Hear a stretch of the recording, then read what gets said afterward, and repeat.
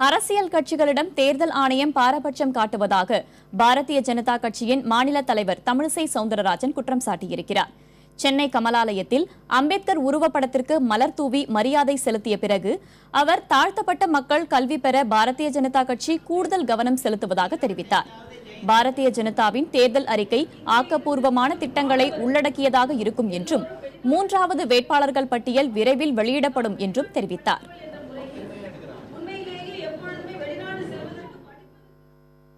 எதிர்க்கட்சிகள் ஒரு சின்ன கூட்டத்திற்கு அனுமதி கேட்டாலே 1000 விளக்கங்களை கேட்கும் தேர்தல் ஆணையம் லட்சக்கணக்கில் முதலமைச்சர் கூடும் கூட்டத்திற்கு எந்தவித கட்டுப்பாடையும் விதிப்பதில்லை என்பது வன்மையாக கண்டிக்கத்தக்கது.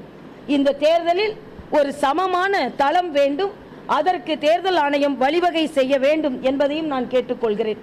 விளம்பரங்களும் அப்படித்தான். வேறு கட்சிகள் விளம்பர பேனர்கள் வைத்தால் உடனே அவை அகற்றப்படுகிறது. ஆனால் முதலமைச்சர் வரும் வழிகளிலும் அதிமுகவினர் வைக்கும் விளம்பர பலகைகளிலும் எந்தவித கட்டுப்பாடையும் தேர்தல் ஆணையம் விதிப்பதில்லை என்பதை இங்கே நான் வலிமையாகவே பதிவு செய்கிறேன்.